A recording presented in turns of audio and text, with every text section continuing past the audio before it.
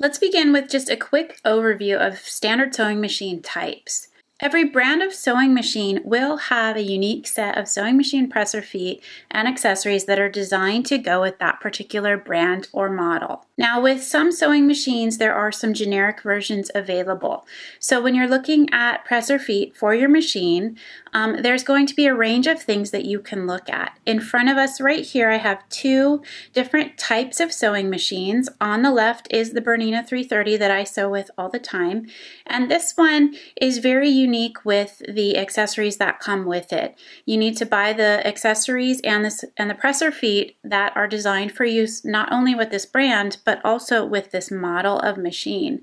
Now, the presser feet for this machine are quite expensive, so if I'm going to make an investment, I want to make sure that it's really something that I'm going to use frequently and is really going to help me understand and get better at and more efficient with the types of projects that I'm working on. The nice thing about that is that I can go into my local sewing machine store that is a licensed Bernina dealer, and I can demo these machine feet there and then decide which ones I want to invest in. Now, over on the right, we have a Brother model sewing machine, and this one is much more common. Many of you might have a Brother or a Singer sewing machine with the type of foot that attaches on this machine, which is called a low shank foot. So with these are where you're going to find a variety of specific machine feet made by these companies, but then also a generic brand, sometimes large sets of presser feet that can work with these machines. So you're just going to want to really just pay attention to the quality of those feet. If you're looking at generic substitutions, then really look at the reviews. If you're buying from Amazon or websites that have reviews listed, really look to see really the quality of that foot and how long it's going to last. This is a nice way to test out a foot. If you're not sure if you really want to invest in a higher quality version of it, you could sample it on a presser foot that might cost you $5, and then if it doesn't last very long, invest in the one that's actually designed by that brand for that sewing machine. So I thought we could take a look here, and you can see a spread of sewing machine presser feet in front of us. On the left is the Bernina, and the feet in front of it are the feet that are designed by that brand for that model. The very front row is the set of presser feet that came with the sewing machine. So here again, you can see we have the buttonhole foot, the zipper foot, the overlock foot, and the blind hem stitch foot right there in the front. And then the standard presser foot is installed on the sewing machine sitting back in the back. Then over here on the right with the Brother machine, this one actually came with a pretty extensive set. It has 8 total feet that came with this machine, which is a nice set to begin with. So in this set specifically, there's a buttonhole foot, an overcasting foot, a monogramming foot, an embroidery foot, a blind stitch foot, the zipper foot, a button fitting foot, and the zigzag foot. Okay, now we're taking a closer look at the side view of both machines next to each other. So in front right here, we have the Bernina, in the back we have the Brother machine. And I'm just going to demonstrate quickly the difference of the types of foot assembly, how to put them on and take them off. Most of the feet will have some sort of attachment. It has a button on the back of this shank, but it also has a lever at the top right here. So I can push the button to simply take off this lower foot, which is similar to the Brother machine. There's a button on the back, and if you push that, it drops the foot.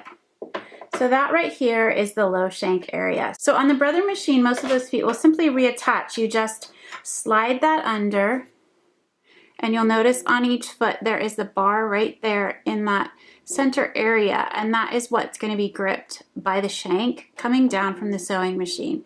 So you'll just place that underneath, lining it up, and then when you lower the presser foot, it'll snap right on, and then when you raise it, it's attached, and then that's good to go. And then to remove it, you're simply just going to press that button in the back, and the foot comes right off.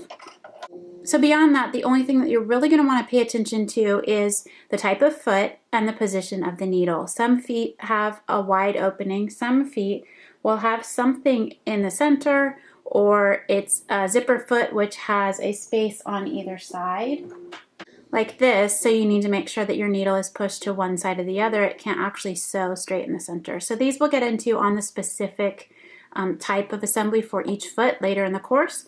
But for now, just know to pay attention to that bar, and that is the assembly method for putting those on and taking those off.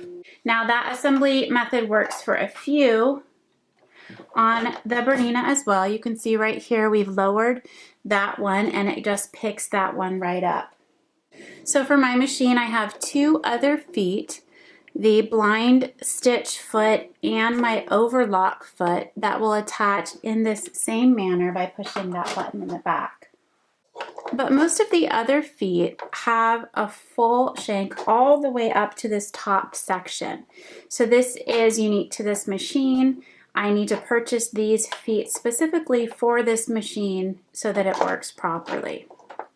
So to replace this type of foot on this machine, I'm going to raise the presser foot and then the whole entire thing comes off. And I kind of have to take it off a little bit to the side because there is a section right here that it fits onto. I have this bar that sticks out right here. So in the top of every one of these feet there is a hole, and that fits right over this at an angle. I slide it right on and I lock that back down, and then my whole entire foot is ready to go.